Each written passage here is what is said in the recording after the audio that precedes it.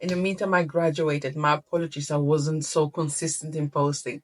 But me and the Lord have been working on some new teachings and so on. So you'll be hearing more often from me. All right, today's teaching is about perseverance in trouble.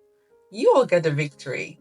So let's start with two different Bible verses. So I'm starting from the NRSV, Ecclesiastes chapter 3. You see, there are different kind of seasons. So if you're in a season of pain and struggling, it is temporary. You will come out of it. Don't give up. So I'm going to read it for you. There are 8 verses, so I'm not going to read all of them. I'll just read a few. Please read it in your own time. For everything, there is a season and a time for every matter under heaven. A time to be born and a time to die. A time to seek and a time to lose. A time to tear and a time to sow. A time to keep silence and a time to speak. A time to love and a time to hate. A time for war and a time for peace. All right, let's go to Revelation chapter 2. The church of Smyrna, the letter that went to the church of Smyrna. So, Revelation chapter 2, verse 8 till 11. Write the following to the messenger of the congregation in Smyrna. For these are the words of the one who is the beginning and the end, the one who became a corpse but came back to life. In the Passion Translation.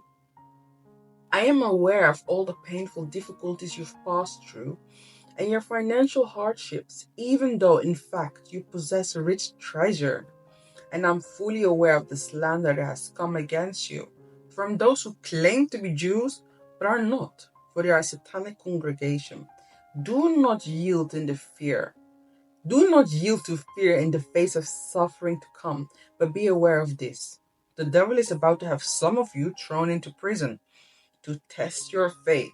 For 10 days you will have distress, but remain faithful to the day you die, and I will give you the victor's crown of life. The one whose heart is open, let him listen carefully to what the Spirit is presently saying to all the churches.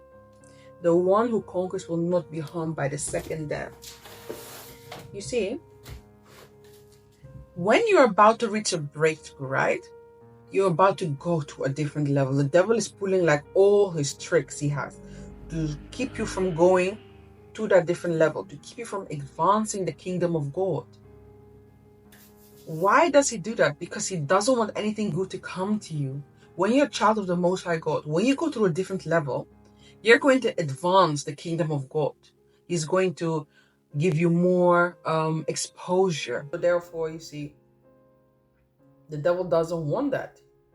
So he wants to stop you.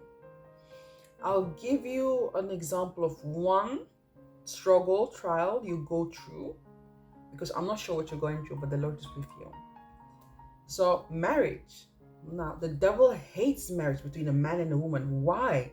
It represents Christ and the church that they're getting married. Why? Because the devil sinned and God said, you're out.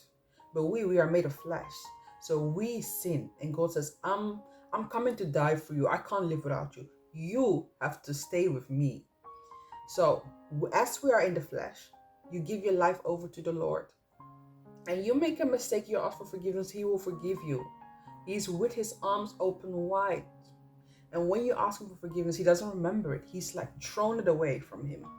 Let's start afresh. And the devil sees that and he's like, you didn't do that for me. I don't even want these ones to know how good heaven is. They don't dare go there. He's going to hell, follow him. So those of us who are married, you know that when you are like about to get married, there's like so many troubles happening, like everywhere's a trouble. Then this goes wrong, then that goes wrong. It's like, how? Because the devil doesn't want you to get married. There's such a beautiful blessing in marriage. There's a beautiful unity in it. Okay, when you're married to the right person, if you're not married to the right person, that's a different story, okay? So, like I said, the Lord is getting married to us. So we are his bride. Once you give your life over to Christ, you are his future wife, his bride. You are now preparing yourself for the wedding.